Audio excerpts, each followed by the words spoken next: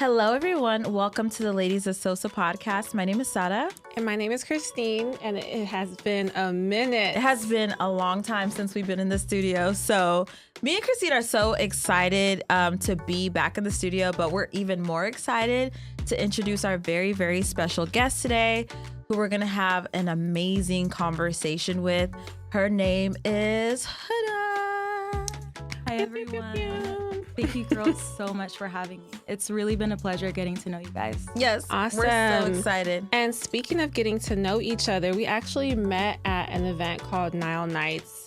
Was it February? Yes, in February. It was amazing. Before we even get into Nile Nights, let's introduce Houda, who she is as a person. Yes. But also what you do, what you stand for. So Houda, she owns a platform called Dallas Street Feeders. Is own a good word? You run, founded.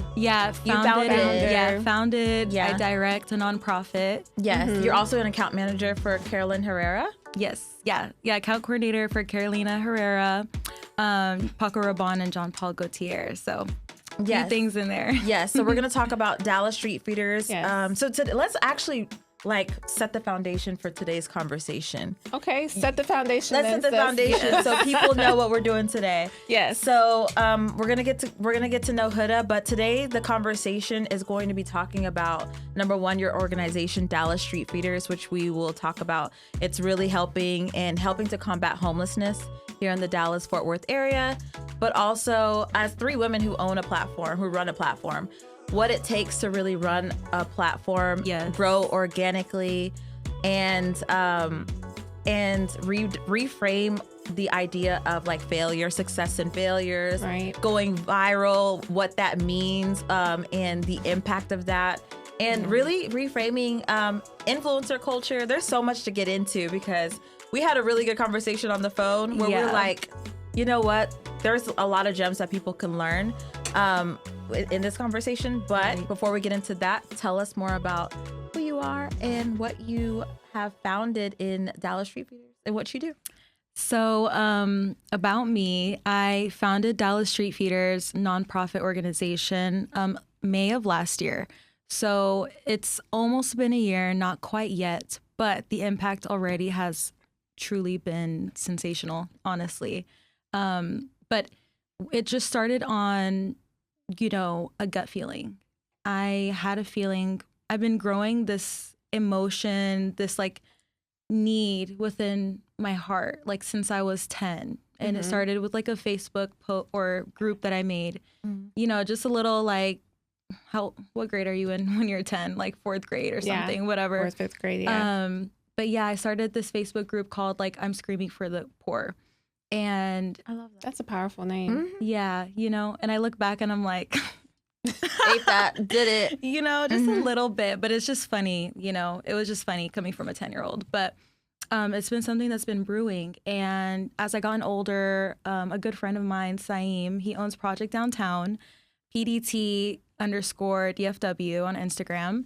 And he started his chapter of Project Downtown, which is national across the U.S., about 11 years ago when we were in high school. So he introduced street feeding to me in different ways and how I grew up doing it, in Cairo, pre-revolution, if you know. Yeah. And we'll get into that too. Yes. I think some people don't know. Yeah, not everybody knows, but you're about to find out. Yeah. But yeah, so he introduced it to me in a different way, and it just stuck. It became a habit, something that you have to reach for every once in a while to just feed your soul, right? Kind of humble yourself, bring yourself back to earth. So it started from that type of standpoint, and I wanted to officialize it and organize it in a way where people of all ages, all demographics, all backgrounds have a platform to join without having to think too much. Yeah. And it's just easy for them, Right. Something that they can plug into. I love that. And the fact that you had the ambition and the courage to be able to say, I'm going to start something and I'm going to create a solution for this problem. I'm going to take something that I've learned from, helping your friend volunteer. And that's such a great example that I didn't even know that. So it's crazy that we had like 2 calls and I'm just finding out all of this information on the podcast, which I love because I really would love like, you know, figuring out stuff. Learning actually things while we in real record. time. Exactly. But yeah, that's amazing. I had no idea that you had a friend that had a prior history in this type of giving back, and then you started your own thing. That's really commendable. And then I love that. you had the idea in like 4th grade. Right. Yeah. Like really young. Like the audacity, you know, like that when you're young, you have that audacity to say like, I'm going to change the world. And I love the fact that you actually were able to put pen to paper and take that concept and actually make it into a real life thing to where you're feeding the homeless every single month in downtown Dallas. That's amazing. Yeah. Thank you. And I think we're gonna tie that into when we talked about having a purpose or an idea before having the money, the capital. Yeah. Right. We're definitely gonna, because I think that's really important that you had this idea when you were really young, when you didn't even have means, and you were able to make this happen as an adult. But you did say that we met in Nile Nights, and I kind of interrupted a little bit, so I'm sorry. Yeah, let's. So how do we even connect? Yes. That's the question. Yes. So how did we even find out about Nile Nights? A South Sudanese person in New York reached out to us. Shout out. Yeah, Bafo. Actually, let me shout him out because he's a rapper. He's an actual artist. Yeah, so I think he's been a part of Nile Nights when it was in New York. So he let us know about, he was like, there's a Sudanese event that's happening in Dallas. He's like, I know, like, he's like, y'all should check it out. He's like, I know Sudan and South Sudan are not like, we're not one country anymore, but I think it's like, you know, we still share culture and history, so it would be cool for y'all to go. And honestly, I was like, because I don't really know a lot of Sudanese people, honestly, in Dallas. I know a lot of South Sudanese people, but Sudanese people I'm not really familiar with in the Dallas Fort Worth area, and even in general, honestly. Like, at that event was my first time meeting a lot of Sudanese people. So. And then my cousin, Cynthia, who's on the podcast a lot, she sent it to me separately and was like, she wants to go to this. And they had like different artists, different types of people that were so talented. When I tell you, every single person that performed was fire. Like, it was amazing. The vibe, the energy, the whole event that they put together is amazing. And I think they do it all over the United States. But yeah, everybody was nice. Just not knowing what to expect is, I think what Sarah is saying, like, okay, we're going to come and see. Hopefully so no reserved. One kicks us out. Oh my gosh. We were not literally, so but we were all like, we were so reserved listening. Because in South Sudanese like areas or places that we go to, we're a little bit more like free and open. Yeah, you're comfortable. But I think there is even a little bit like of a cultural difference, a little bit. There is, with South Sudanese and not completely like we share a lot of culture, but I think South Sudanese is a little bit more like we're a little bit more free. We're a little bit rowdy. We're a little bit more rowdy. I think so. Yeah. But it was really nice. Everybody was so nice. No, I don't want to say that. Yeah, that's not a good way. Word. That's not a good way to put it. I don't know how to put it. Just like different. I can express, you know, in a different way. Maybe it's maybe I don't know what it is. I mean, it's a conversation, so let's talk about maybe it's like the religious aspect. Do you think so? Yeah, religion can play religion plays into culture. For sure. Right. Yeah, for sure. So maybe it's a religious aspect that like I feel like Sudanese are a little bit more very conservative. Like you guys don't drink a lot in open spaces. Yeah, because you know we like that whole region, like north down to a big part of East Africa is Muslim, so we don't drink, we don't smoke. Yeah, a lot of those things are like off the table, and even being around it too is something that we don't really. Yeah, and South Sudanese people are also conservative, but there's like a little bit of different levels. I mean, I think maybe sometimes you'll see like the uncles drinking and stuff, but still, like for women, you're not really supposed to, like if you're a woman that's like drunk or getting drunk, there's still that taboo. It's like, oh my gosh. Yes. But I feel like for the men, the uncles, sometimes they do. Yeah. But everybody was really nice. Everybody was very welcoming. I really liked it. Like the music was amazing. All the artists, fire. Amazing. It was cool. My favorite was Jabrallah. Yeah, he was so good. He was so good, so talented. Yeah. And what was the first lady who performed? She was Sudanese. There. Oh, you missed the beginning. Oh, was it Nadine? Yes. It was Nadine, Yes. She was amazing. Yes. Amazing. We had a good conversation with her. So it was a good networking opportunity, which we have to talk about networking as well in this conversation. Yeah, that's a part of it. Yes. We want to touch on, I guess, the art of self-starting. And we want to kind of, introduce Dallas Street Feeders to everybody. At the same time, talk about their journey to start it, and then parallel that with Ladies of Sosa's journey, and kind of like give tips and gems and different advice that we can give to people who maybe want to start something of their own or just looking for, some type of inspiration or whatever the case may be. What does it really take to start something from nothing? It definitely takes audacity and innovation. I think it really does, because there's so many opposing forces. And let's not even talk about the external ones. Right. The internal ones alone are enough. Those are the biggest ones. Yes. The self-doubt, the negative things that you tell yourself sometimes. Yeah. That's all part of it for sure. Yeah. What does it really take to start something from nothing? An idea, a vision, a really good vision that you truly believe in. And I think, I think that's where we can kind of implement our personal stories. I think with Ladies of Sosa, we had like 2 different phases. So we had a phase where we were the talk show, which we talked about. And then we had this phase where we're now a podcast. And it's still a very similar vision, just a little bit more refined, because we were so young when we started Ladies of Sosa. We were like in college, like freshmen, sophomores in college. Yeah. And now we're like full adults in the workforce. And so it's still the same vision, but just more refined. And I think it's just like having a really good start and idea to what you're doing. Like the money, we didn't have the money in college. That word start. Yes. So the first point is start where you are.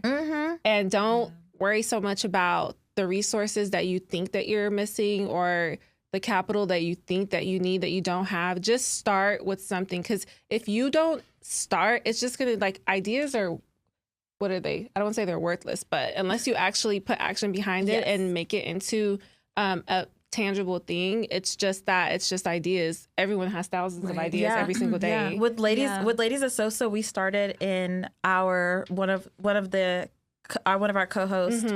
Her name is Nima. Shout out to Nima. We started in her apartment. And she thrifted a table that was just everything was sourced. Yes.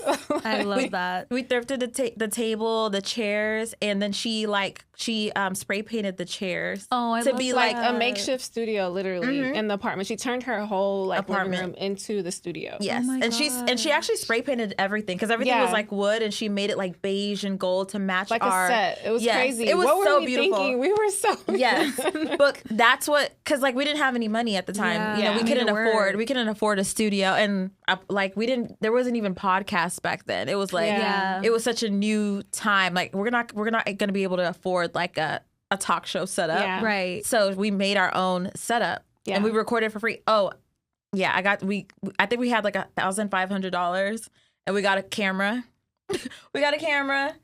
Computer. Yes, and a computer to edit. And she was editing the episodes. We were coming in from college. She was coming in from Houston. I lived in Houston because I went to U of H at the time. Yes. Every weekend, I think, I was coming back to Dallas. Yes. To record? Yes. And we would have to wake up at 6 a.m. Yes. Because we had to record all the episodes in one day because we all had different stuff going on. Yes. Yeah. Yes. And change outfits and so it doesn't look like it's the same.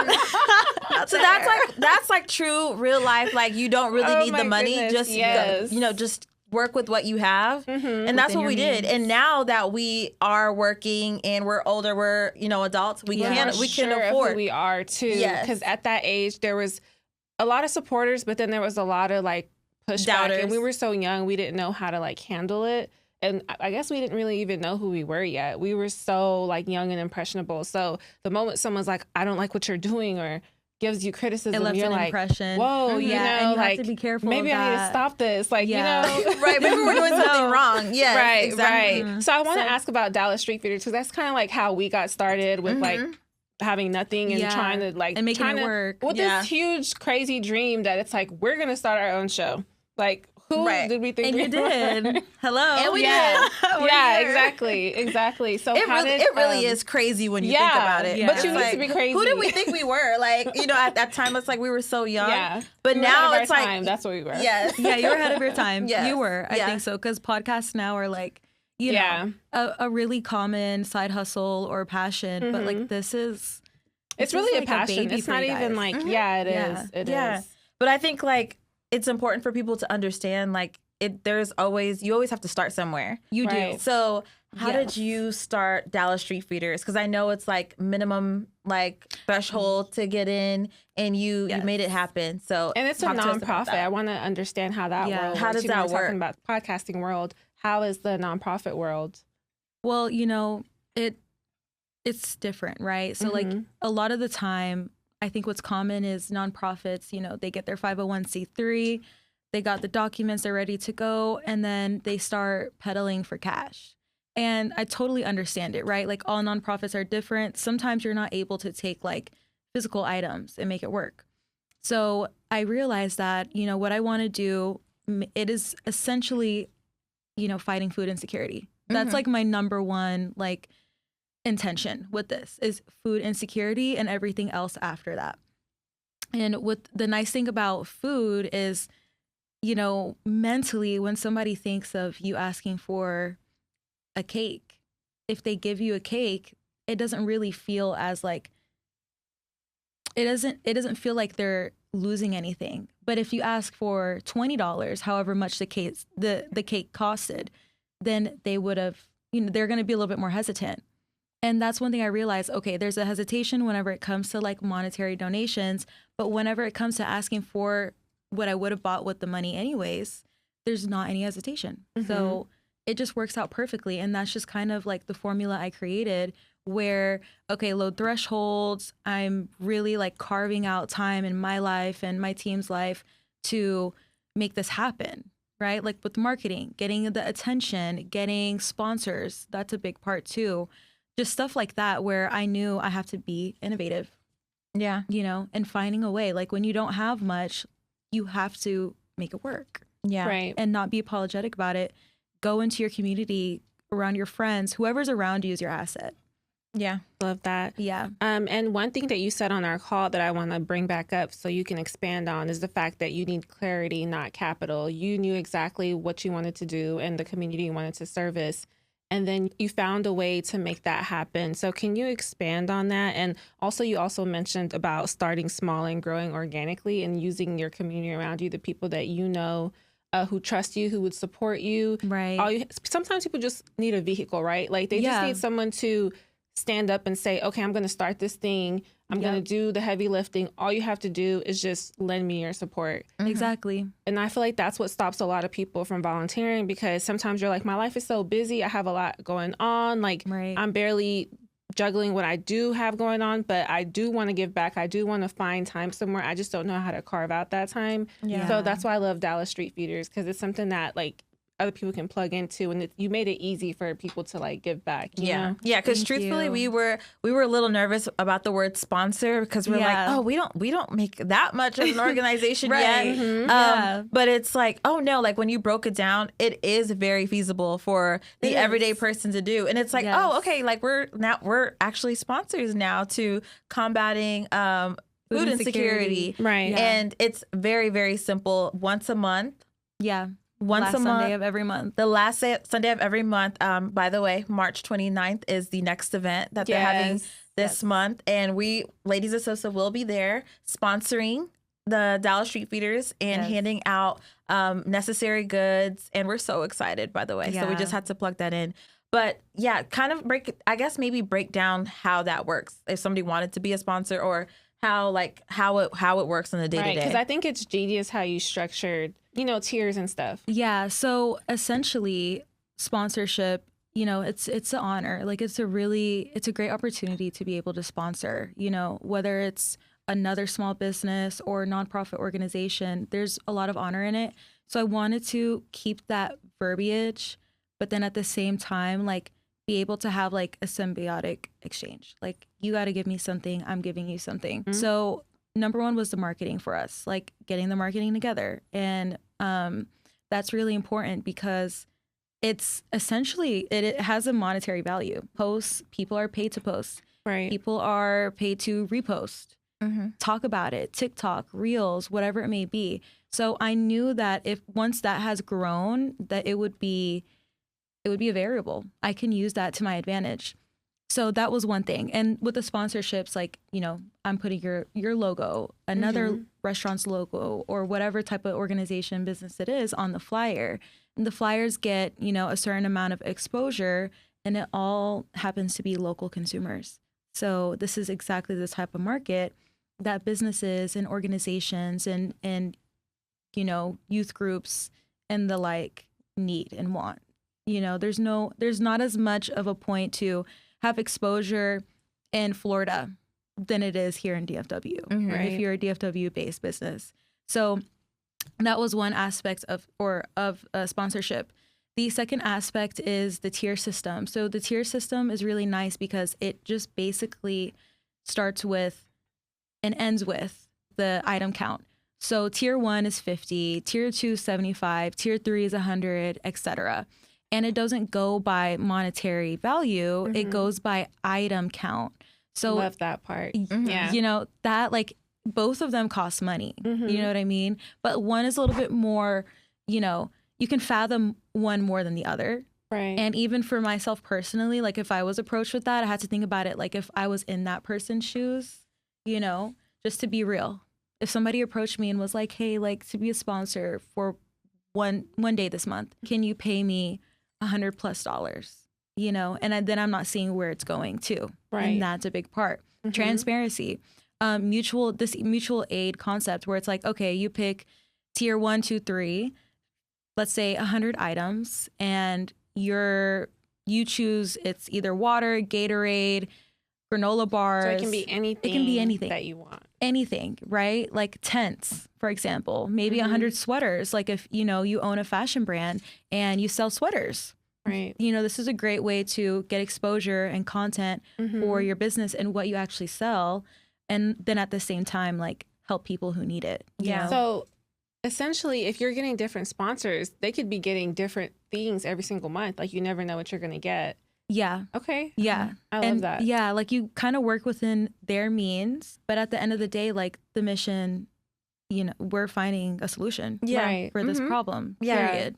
You know, and there's so many things that we can offer these people, and why not accept it all? You know, it doesn't have to be like strict, like in a box. It has to be this, this, and that. So take me back to like the first one that you ever did. Yeah. How did that go? What challenges did you run into? What made you say, I'm going to still do this again next month and the month after and the month after?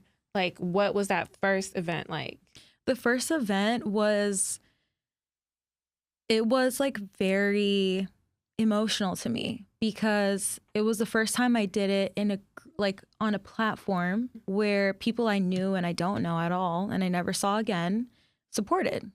And we all came together and, you know, it took 2 hours, but, you know, the benefits last a lifetime. Right. You know, like not even making this about me or the, you know, people on the other side of the table, but like, we're helping people who need it, and you don't know what somebody's going through. You can be walking down the street and you smile at somebody who really needed the smile, and boom, you know, they stopped doing something that they were planning on. You know what I mean? 100%. Yeah. You just don't know. So the first event was very emotional, and myself personally, in my childhood, I have experienced homelessness.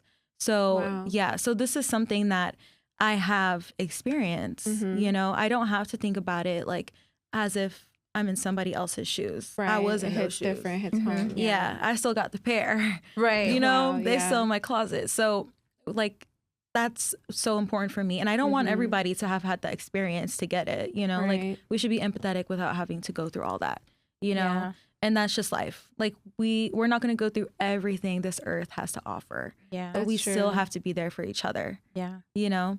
And we're so proud of you for Thank you. making I'm proud it. of you guys. Thank you. Aww. But you made Especially it as to a the other woman, we side. just have Yes. a soft spot in our heart for like women and ambitious women who are like strong-minded and have an idea and put the work in behind it, because it is not easy. Yeah. It's not. Anyone can say like, oh, I want to do this, I want to do that. Anyone can. But for you to actually put the work in behind the scenes to make it happen and to stay consistent with it is not easy at all. And to make it to the other side of homelessness and still find it within yourself to show empathy. I guess, you know, empathy is, a lot of people see it as like something that you go through that you can relate to, but a lot of people also don't give back to something that they've been through.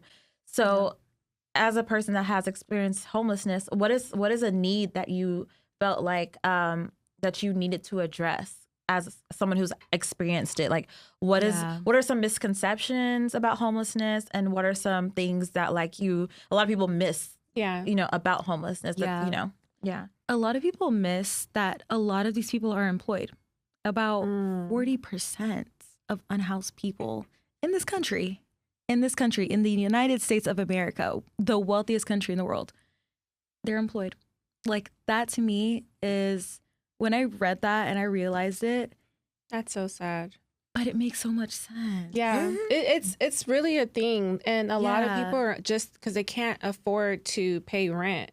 Like, housing costs have gone up by so much and salaries haven't kept up with it. So people, like you said, can be employed, but they just don't make enough to cover rent. Yeah. I mean, we're paying like health insurance, car insurance, that alone is crazy. And then keeping up with like the prices of groceries always inflated. Yeah. Have y'all noticed on YouTube, there is this whole movement about living in your car, or like a lot of van life. Like, they made it into this thing, but the reality is so it's many cheaper. people were living in their car. They really did make the move. Gym. Yeah. And they would do it for like 2-3 years and save up. Right.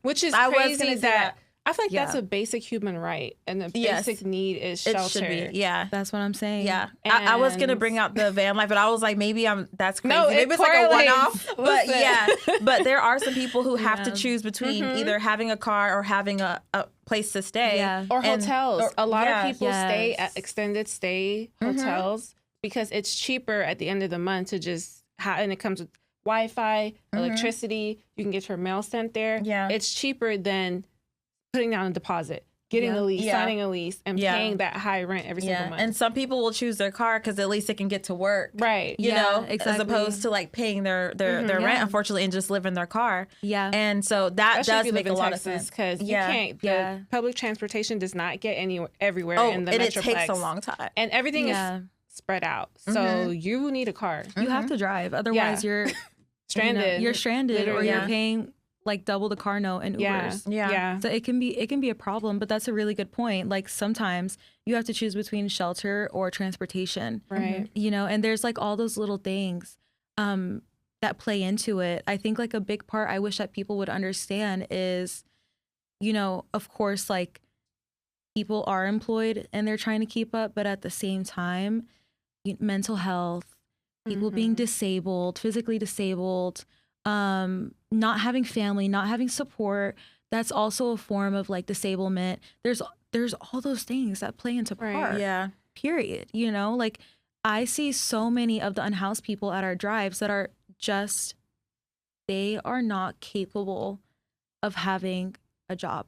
And I don't say that in a way where I'm like, I'm being opinionated, but it's like physically you can see the person is just not able to. They should be taken care of. They should be receiving help from the government. They should be, having doctor appointments like every week, every month. You know, they should have access to that, and they don't. And if they do, I mean, a lot of the time I meet people where they go to the hospital for shelter, but also for care, and then they show me their receipts. Yes, they're charged. Yes. Yeah. I've had so many crazy stories where people are asking for, help for like cancer treatments.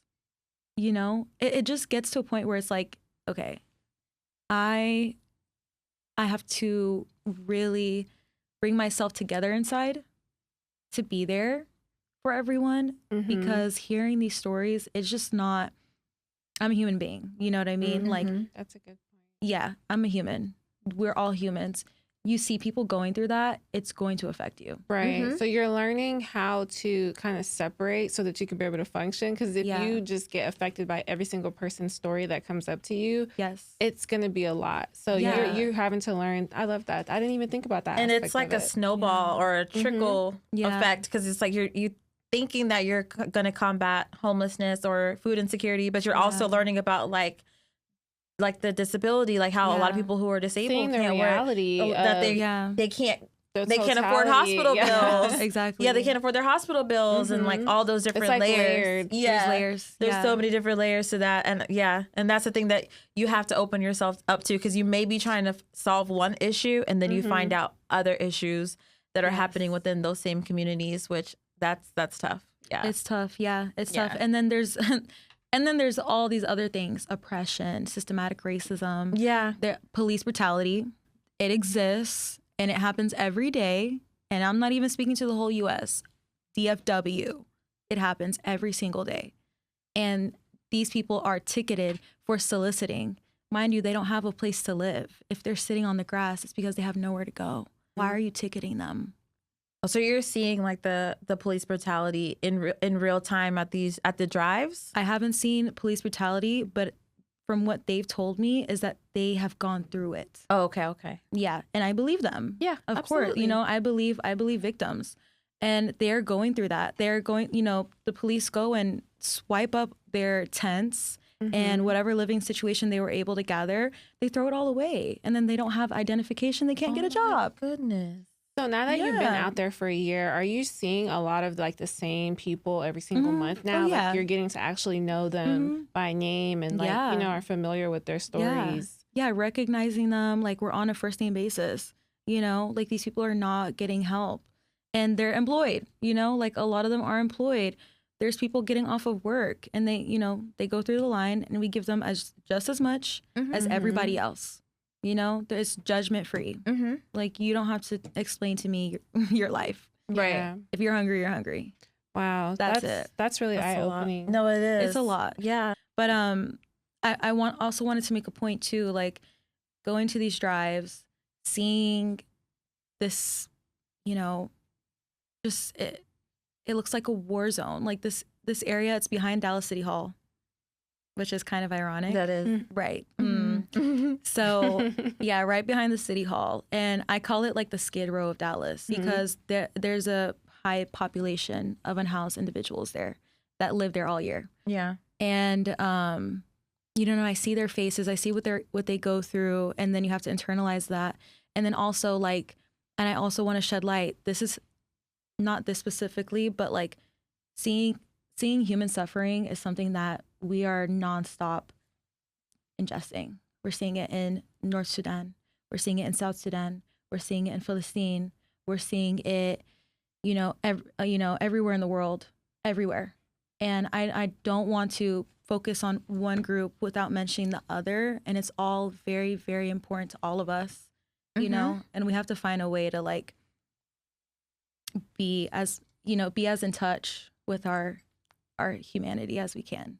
Yeah. I agree. 100%. And I think that's a perfect place to kind of touch on like humanity and building community. Because, you know, a lot of people do think that empathy is only reserved for people who either look like them or have the same experience as them. Even if you don't realize it, it's like it could be subconscious. Like sometimes you don't have a lot of people empathy. would be more open to helping someone that wasn't homeless. Right. Yeah. That's true too. That's a good point. Yeah.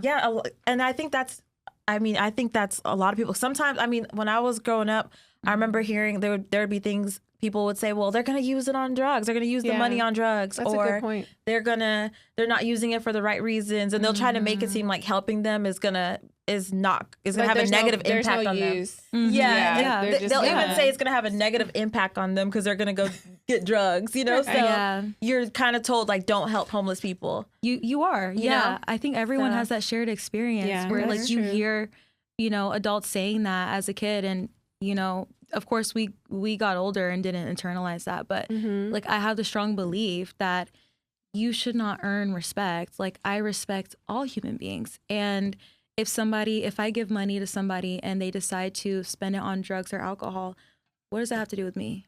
Right.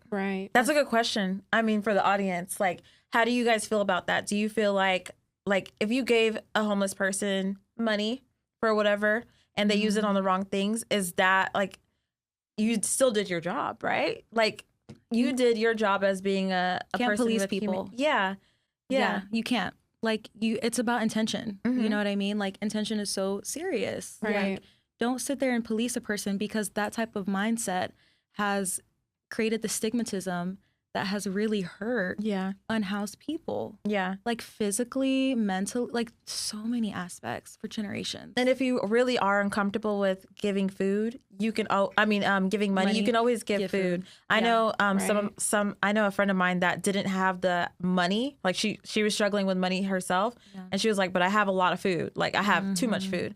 So she went and gave them food instead. And I think, love that. Do what you can. Don't just be like, well, I don't have this one particular thing, so I'm absolved. Like I'm just gonna have fun. Move on. But I do want to switch gears a little bit. So we haven't addressed the elephant in the room. You see our outfits today, as well as the chai that we're drinking with the beautiful cups. Yes, pour up.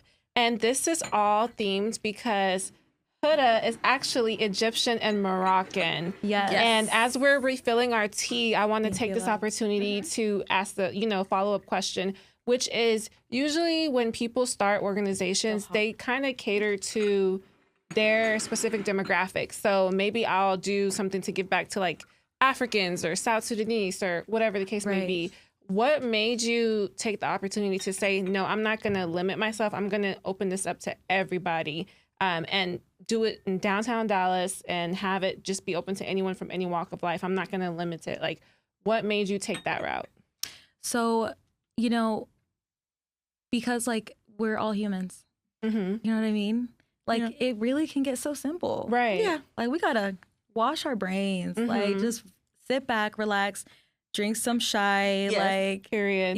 Spit and it be out. very careful because it's hot. It is hot. It's still hot. I'm not trying to burn myself. And shout out to World Food Store where Sarah got this ciabatta from. Yeah, it is so pretty. Strong. The fact that the tea is still piping hot. It's piping hot, and I boiled this later. Like an hour and a half ago. Yes, and I also want to shout out Salwa Store. She has a lot of Sudanese products.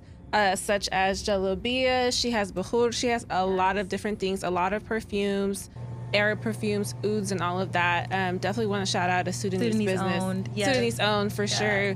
Very sweet lady. Yes. Shout out to Auntie Solwa. Yes. But I love that answer because we're all humans. Exactly. Yeah. And I think like a lot of people are so tainted, and I mean it goes for us too. Sometimes I have that a bias where it's like I need to only help my people in this time because this is what my people are.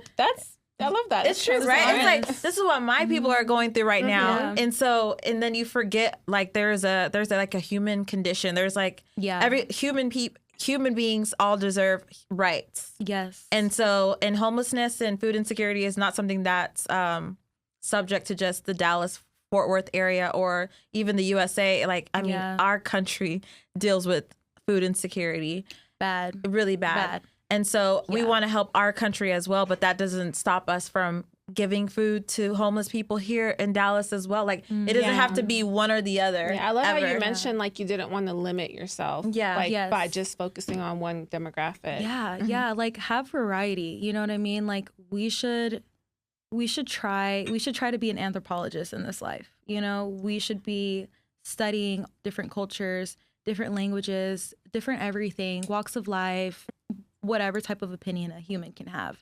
So, and I live like that. I love to try new things. And that's what I felt like who we're serving is diverse, right? It's diverse. You see a little bit of everybody. Of course, there are more oppressed groups than others, and you see that for sure. And I want to make note of that because it's a serious problem. The systematic racism that people go through, and we physically see it. I'm like seeing, groups or a line of 300 people, and I'm seeing so many marginalized people, and it's all like it's all just so overwhelming, But taking that into heed, we want to make sure that I try to get a little bit from every community, right? So like sponsorship and volunteers.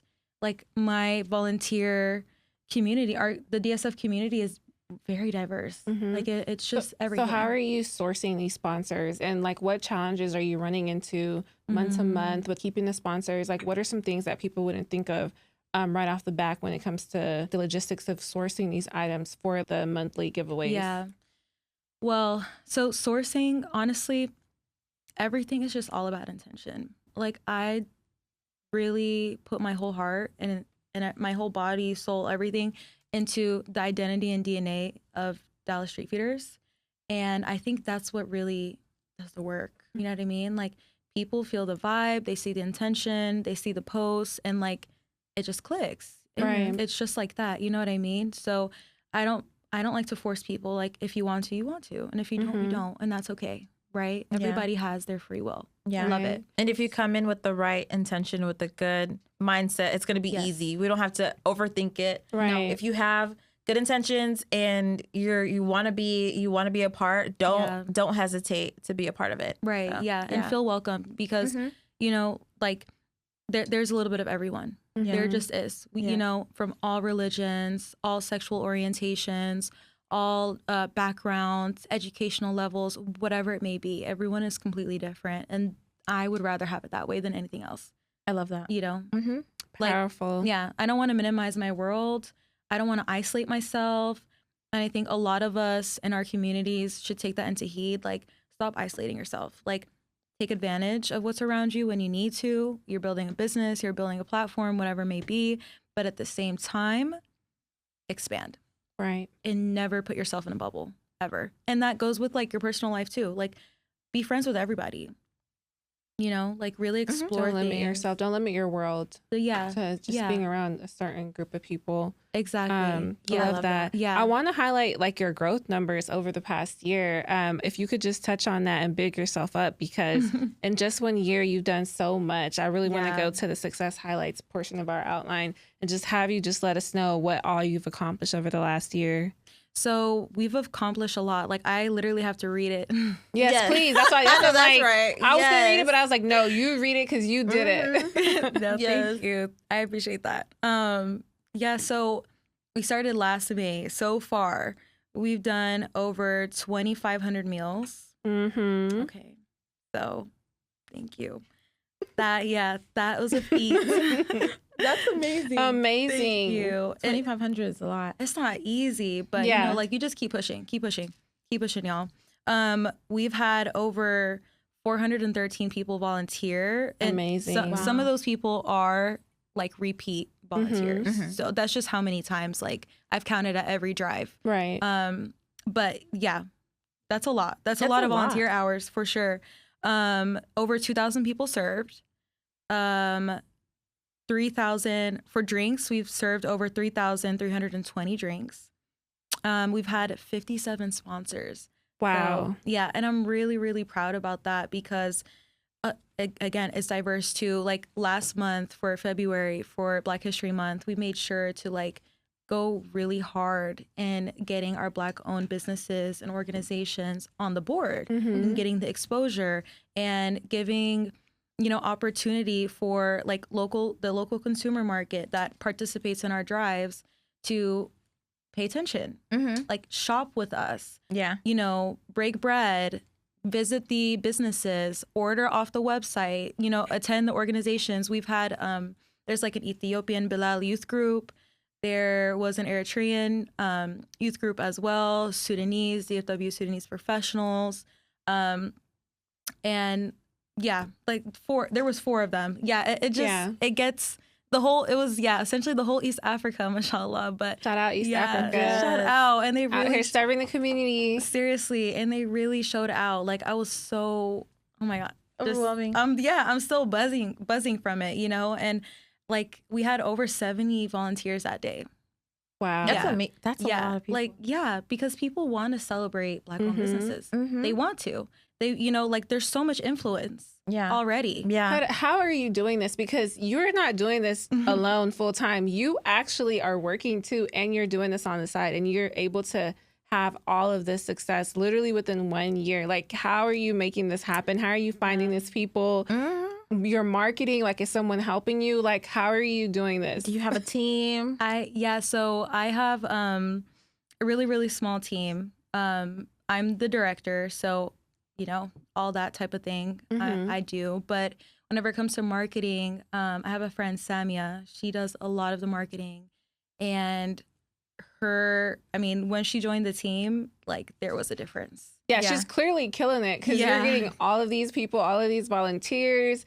having all of these meals donated. That's amazing. Yeah, and like people, and it helps like, sponsors and volunteers, like, okay, they see history, like they feel a little bit more safe, and like, there's history here, like I know where and how to go. But yeah, like the marketing has helped a lot with that. My friend Houda too, she's helped, here and there with like organization. And then Yasmin, at Yas.inaflash. She owns a photography business. She takes we met all her. Of the pictures. Yeah, she's amazing. Yeah, she's great. Yeah, she's so sweet. She takes really good pictures. She's also at Dallas Street Feeders. She also works with Dallas Street Feeders as well. Yeah, so she's our photographer every month. So nice. Oh, yes, good. Yeah, all the pro pictures, like love it. And it's all volunteer based. You know what I mean? Like everybody does something to make something. You know what I mean? Like it like even if I was not here, like DSF would still be operating.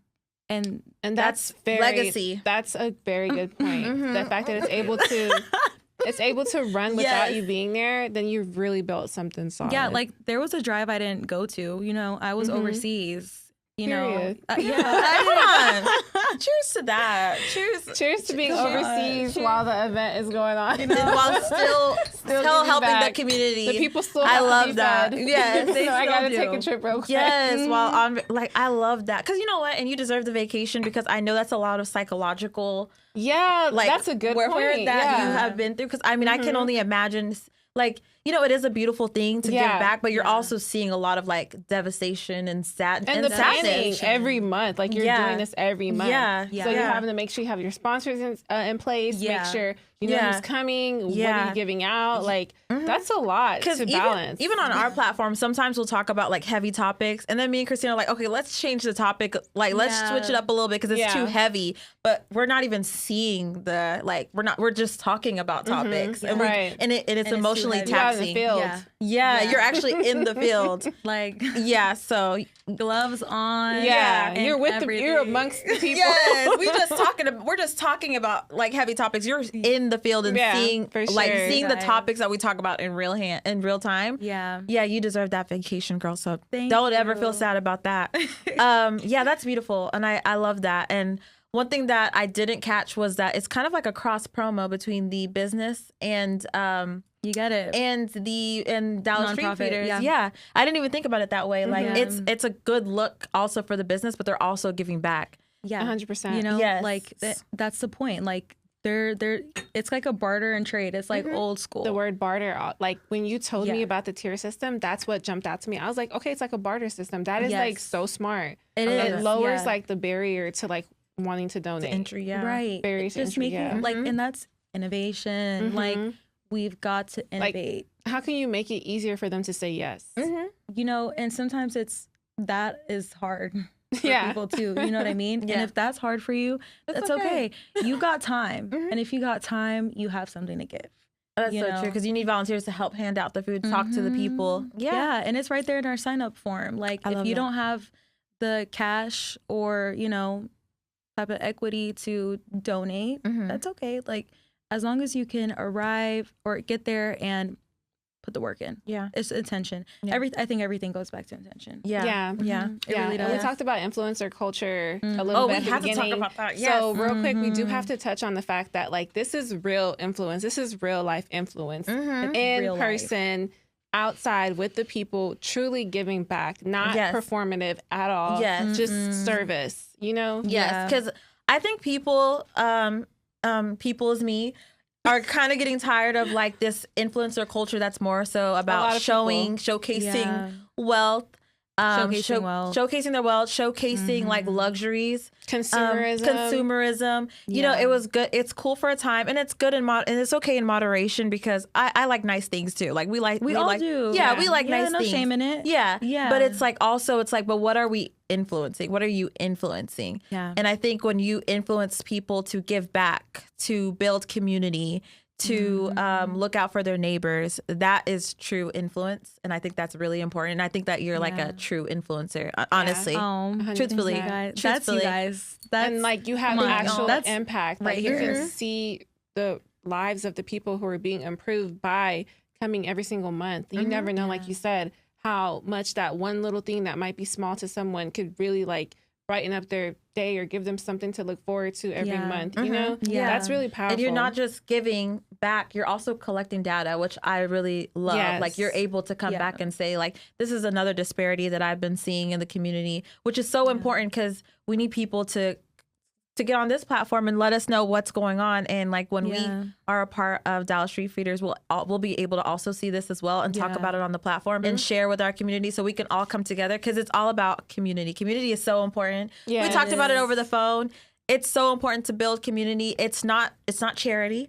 It's community. There you go. That was like service isn't charity, it's community. Yeah. Can we kind of talk about influencer culture a little bit though? Let's get into it. Let's talk about it a little bit because a lot of young people watch our platform. Yes. And I'm sure they're into influencer culture. They're on Instagram. They're on TikTok.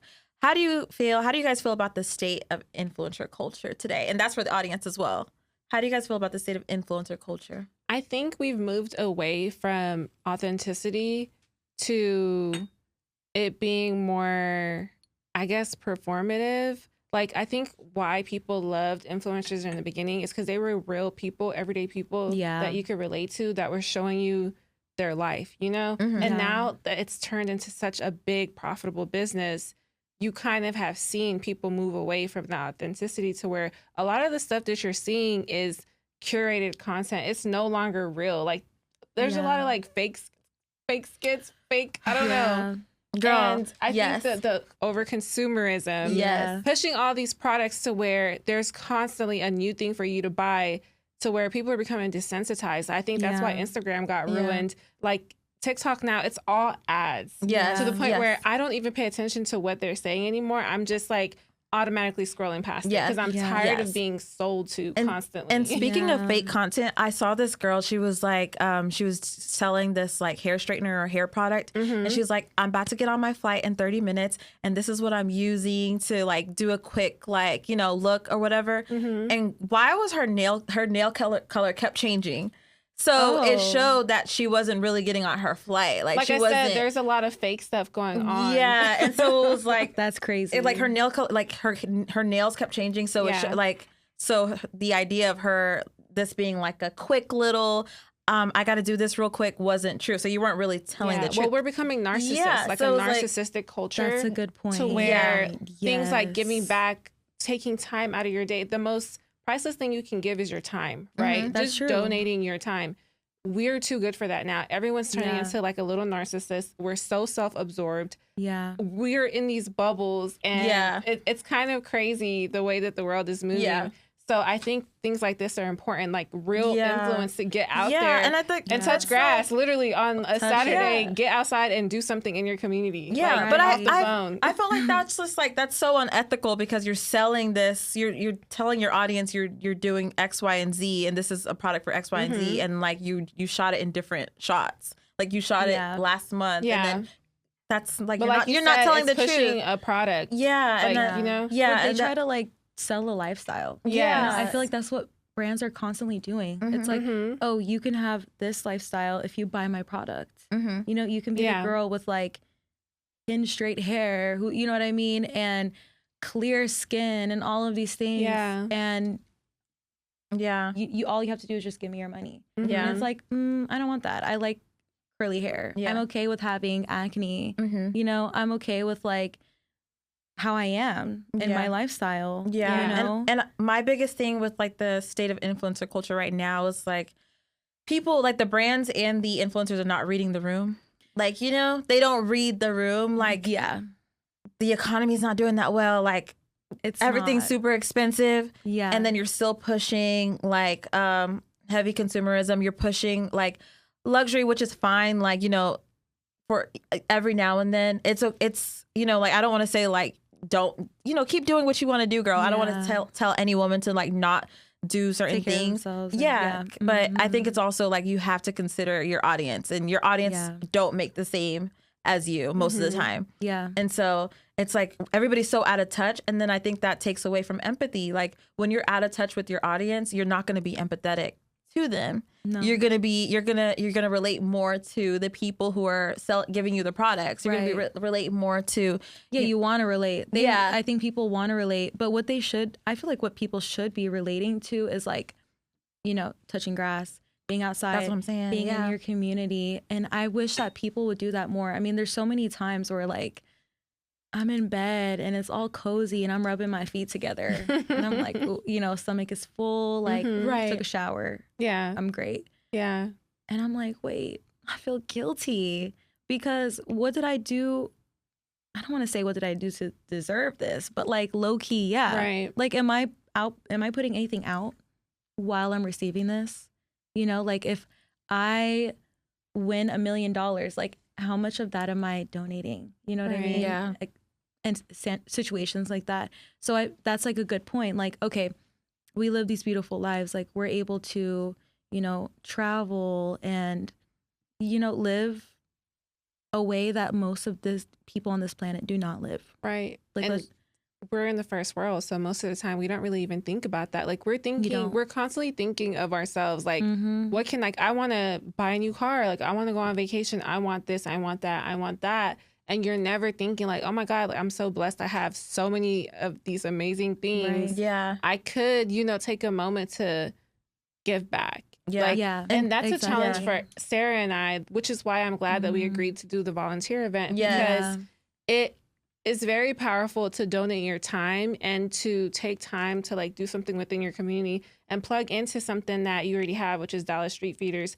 It's easier for like us to just be like, okay, well, we can donate it for 50 items. We can donate 75 items. That's kind of easy. Yeah. And then we actually do need to be doing this. We do need to be giving back. Like we do need to find a way to get out there and give back to the community because we did grow up in Dallas. Yeah. Like, this is our community. Yeah, we are extremely blessed. And a lot of times we do think that most of the world kind of lives the same way that the people that we see every day does.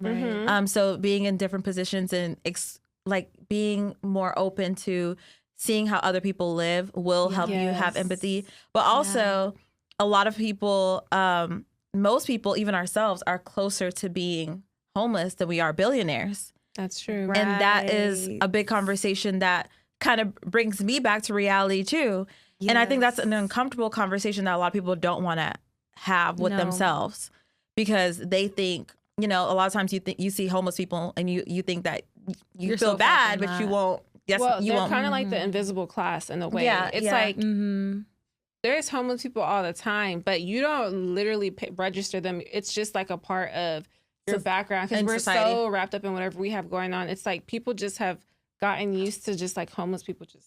Oh yeah, like, and that shouldn't be a norm. It doesn't matter. Yeah. Like it shouldn't be a norm at all, and it shouldn't be a norm to live a full life and never give back either. Like that's crazy. Like we should not. Like that should not be normal. Yeah, where you have not given or committed yourself to something other than you. Right. I think that's crazy how society's moving. Even like videos online where someone will be getting attacked or something crazy will have happened, and then people will literally pull out a phone and record before they even think to like lend a helping hand. Yeah, I agree. Yeah, that's just sad because I feel like we're getting farther and farther away from where we need to be able to like really fix some of these issues. Yeah. And like you said, it does like rely on the government to step up and do what they can. But I remember, like, I don't know, in Africa, we're community driven to where someone can always come and eat at your house, like, or just basic things to where, you know, we take care of our own, of people that are amongst us, with us, you know, and here it's totally different. That's so true. Yeah, that's true. That's really big because I mean, even the homeless, I don't even know if there's homeless people back home, technically homeless, because there is a community that will kind of take care of you and make sure you at least you have tea and like, you know, bread. So even like thinking about homelessness back home and that concept, like that's very interesting to see the different dynamics, because here, if you're homeless, you're literally on the street. Simple. But back home, like there are people who have mental health issues and maybe they will be on the streets. But a lot of people that don't have money have community. They have people that will take care of them. So that is an interesting nuance. But can you speak on how most people like are a paycheck away from suffering from? Yeah, it's actually more, it's a little bit more closer to you than you think. Right? I think the statistic is 1 in 8. Yeah, it's 1 in 8 Americans are one paycheck away from homelessness. And that's an insane number if you really think about 8 people. If there's 4 people here, you don't see one. But if there were 8 of us in here, like how many, technically 1 person. Yeah. You know, and homelessness has different, you know, variations too.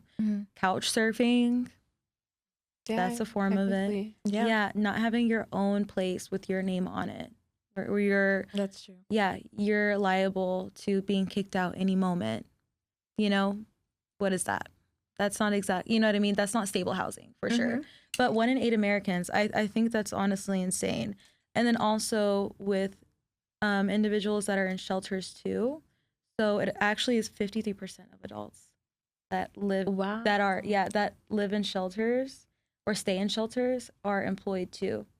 So if you think about it, like, okay, we have people that are employed and they have temporary housing, and they're still under that statistic.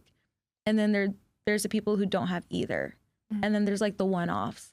So there's so many different like combinations and variations, different statistics that go with all of them. But it's so much more common. We truly are closer to being homeless than we are a billionaire.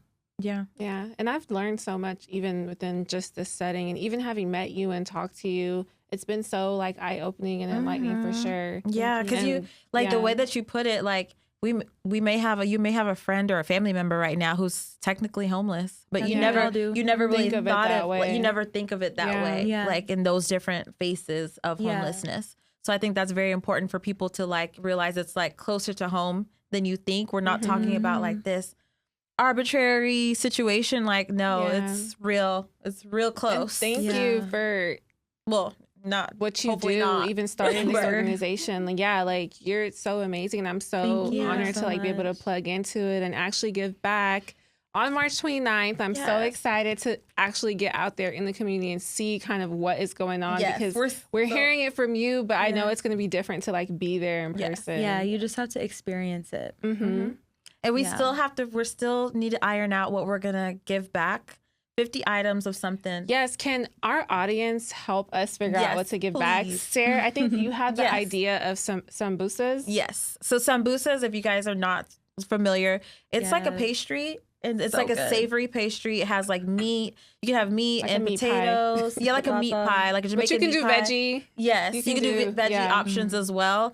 I thought that would be really cute to kind of showcase. She wanted to do like a themed item to give away, but if you guys have any other ideas, let us know. You did say that another vendor did give out sambusas before, so I don't feel alone in that idea. Yeah, but give us ideas for sure. Crescent Cafe, an Ethiopian-owned cafe. No, we can't make them as good as Crescent. See, we were going to make them. Maybe we need to go buy them and then donate. Buy it from Crescent. Yes. Okay. Yeah, they love Crescent. Okay, we might have to. Yeah, they were eating them up, and they donated like their coffee, and then also... that's sweet. Yeah, and then the sambusas. So it was like, that is so nice, because it's like the homeless people have a life too. This is giving them an experience to be able to do something different, or try something different. Like, I love that. Because there's a lot of like different cultures within like what we offer for like our fresh meals. I mean, we've had like Pakistani, Tex-Mex food. Like the fusion of those three. I remember Jeremy in our live show when we were talking about giving out food and like, and I said like sambusas, like maybe we could share our culture. Yeah. And he was like, don't nobody want to hear about culture when they're hungry? I'm like, well, first of all, they can taste it. Right. It's dehumanizing them, because people just think like, oh, just get them some sandwiches and chips and some little. But it's like, no, they want to like have an experience. So they might not be able to go take themselves out to a nice restaurant. So that's a nice treat to be able to, And homeless people, like people who are experiencing homelessness, or what's the word that the better term? Unhoused people. Yes. They want to speak and talk and interact and want to learn about different cultures. Normalcy, right? I mean, like. There's people, I think people have an idea of homeless people that may not be true. Like, they want to, I'm sure some people are scholars. I'm sure some people have been. They're educated. Educated people. Educated or not, it doesn't matter. Yeah. You might want to go out to eat, but you just can't afford to go. Because it is, listen, going out to food eat, is expensive. Even It's fast not a food joke. has risen. Like we do realize obviously, but a lot of basic things have like really gotten expensive. So you might not be able to, you know, treat yourself to some, you know, Ethiopian coffee and some busas.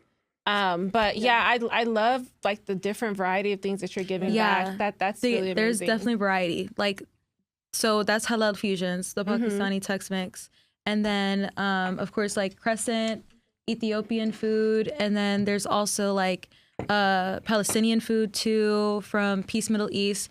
He was my first sponsor and has been a sponsor every month. I love Shout that. out Peace Middle East and Richardson.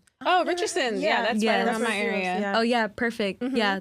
This is making me excited to be a part of this. Oh, I love that. Yeah. I mean, I was already March excited. 29th, please be there. And if you 11:30 can't a.m. be there, give back. This makes it so easy to take time out of your day and do something for someone else. And I promise you're going to feel so good. Like just You will. being able to give back and like being able to be grateful that you have so much that you're like, yeah, I could, you know, donate a few items or spend my Saturday afternoon out there for an hour or two. So definitely plug in because we're talking about Dallas Street Feeders, but the whole point is to get people involved, for her to get sponsors, and for people to want to get involved, especially if you live in the DFW Metroplex. It's once a month. You don't have to come every month, but just come once and see how it is. Yeah, like it's easy. The platform is there and it's there for you to take advantage of it whenever you want to. Right? Like you can use and abuse it anytime you want. There's people who come for the first hour and go. Yeah. You know, they come and drop off and go. Like, and that's okay. And if you have a restaurant, for sure, definitely plug in. Yes, donate some of your food, get some live reactions, have people tell you how they like it, get Great in the content. community. Like that's a great way to give back. Yeah, and especially get your name small out there. businesses that maybe struggle with marketing.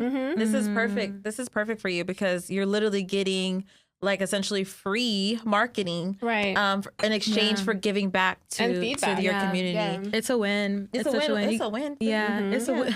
All of us. Right. So, Houda, I want to round out the conversation. You're so amazing. Obviously, we've already touched on that. We've plugged Dallas Street Feeders, so we have our listeners and viewers knowing where to get plugged in. We're going to have all of the information in the bio. But what does legacy mean to you? You started this amazing organization. What does legacy mean to you? Legacy to me is leaving an imprint that you just can't erase. You know, like there's not a dictator, there's not a hater, there is not anything between those two that can erase it. And I want, you know, Dallas Street Feeders to be that legacy where it doesn't matter if I'm gone, if I get canceled, if you know, it's real life. Whatever happens to me, like it's going to live on because it just needs to be done, period. People have to eat. If someone is watching back home, like from the diaspora, we have a lot of viewers from all over the world. If someone is back home in Morocco or Egypt or Sudan, South Sudan, what do you want them to take away from this episode with what you're doing here in Dallas? So I want them to take away that you can do this too. Like what Dallas Street Feeders is super in the community, you know, low effort as can be. That's how it started. And like the first time I technically ever did something like that was in Cairo, like pre-revolution. So, you know, like before 2011, 2010. And we just cooked food and put it in a to-go box and walked around and gave it out. Simple. You know, like anyone back home can do this if it's within your means, and helping your own community is just as good. You know, helping somebody, your neighbor counts. It does, you know, for our people in Sudan, being there with your community. We're there for you guys. I think about what's happening in Sudan all the time, in Palestine all the time. You know, the Uyghurs, the Rohingyas in China and India, like my heart and mind is with everyone at all times. But helping your neighbor, being there for each other, it's the stuff of life. Yeah. You know? And you made like service a lifestyle, which I love. Service is a You've been lifestyle. doing this. Yes. Yeah. Like anyone can, anywhere in the world, you know? Yeah. I love that. Service isn't charity, it's community. That's what we want to leave this episode off on. please plug all of your social media handles. Any last final thoughts that you want to share with the audience? So honored to have had you. Looking forward to the event on the 29th at 11:30. All information will be in the bio, but please take us on out. Yeah. Yes. Any final thoughts? Anything we Yes, missed? and please let them know where they can find you. Yes. So you can find Dallas Street Feeders, just spelled out normally, no underscores, no nothing, on Instagram. We last Sunday of every month. It's super simple. Even if you don't have social media, you can find us on Cadiz Street last Sunday of every month at the same time. So super simple. Sign up in the bio if you're down to volunteer, and just keep an eye out. You know, we're growing. For sure, we are. And Ladies of Sosa will definitely be there, and we'll keep you guys tuned on how it comes out. We'll have pictures and all of that.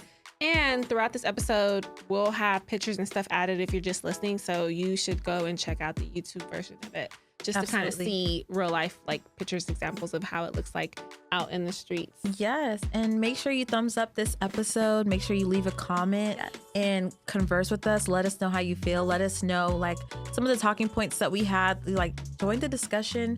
And if you want to be a vendor, if you want to be a volunteer and you're in the Dallas-Fort Worth area, please consider Dallas Street Feeders. It's very low barrier to entry. It's very, very affordable. And even if you can't give your money or food or an item, come give your time, and you'll be able to meet such amazing people. So, and thank you so much. If you have something that you want to start it. Take that leap of faith, and you never know where you might end up. You might turn into a Ladies of Sosa or a Dallas Street Feeders. Absolutely. Oh, I love that. Yes. Like, comment, share. Start. Yes. Like, comment, share, subscribe. Just start, and we'll catch you guys in the next episode. Thank you. Bye. Thank you.